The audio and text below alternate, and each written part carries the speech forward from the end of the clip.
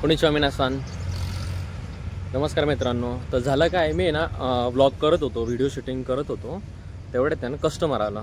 तर त्या कस्टमरला 3 कुंड्या दिल्या आणि कस्टमर झालं. तेवढ्यात माझे पप्पा आले. तर झालं काय, आम्ही ना कांद्याचा ट्रॅक्टर भरला होता. तर आज मार्केटला नेला होता पप्पांनी. तर मग ते आले आणि त्यांना विचारलं मी काय भाव गेला. तर पप्पा म्हणे 900 रुपये. तर 10 क्विंटल कांदे भरले आमचे. तर 900 रुपये हिशोबाने 9,000 रुपये आले. तर मी हा व्हिडिओ याच्यासाठी बनवतोय का मी पप्पाला विचारलं का ते कांद्यासाठी किती खर्च आला. पप्पाने सांगितलं का 80,000 रुपये खर्च आला आहे. आणि आता एक ट्रॅक्टर गेला, एक ट्रॅक्टरचे 10 क्विंटल कांदे गेले आमचे.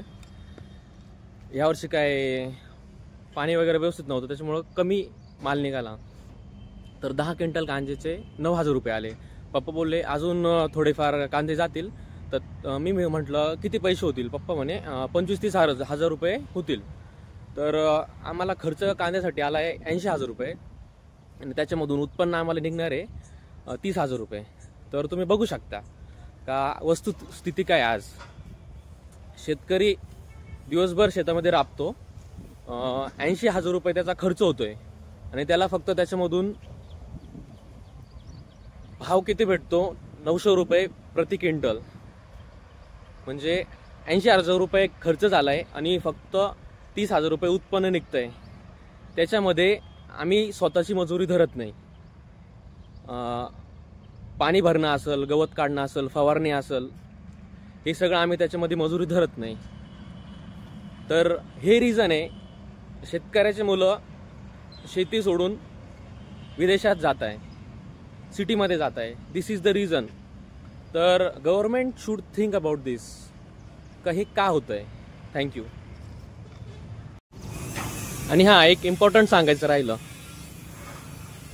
पप्पा ट्रॅक्टर घेऊन गेले होते कांदे विकायला.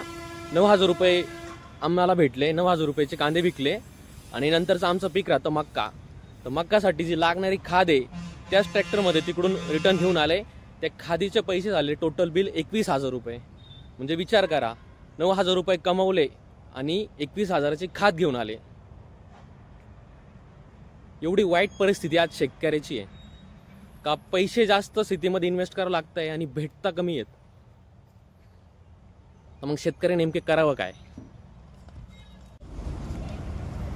माझं म्हणणं एवढंच आहे का शेतकरी जर त्याचा माल स्वतः पिकवतोय ना, तर शेतकऱ्याला एवढा हक्क तर दिला पाहिजे का जो माल तो पिकवतोय त्याचा भाव तो स्वतः ठरवेल. आम्हाला जास्त अपेक्षा नाही राहत. 30,000 रुपये समजा आम्हाला खर्च आला ना, 30,000चे आम्हाला 40,000 45,000 जरी भेटले, we are happy in that. पण मग आम्हाला खर्च 80,000 रुपये येतोय आणि आम्हाला भेटतंय 30,000. दिस इज म्हणजे काहीतरी विचार करण्याची गोष्ट आहे. नेमके करायचं काय शेतकऱ्यांनी.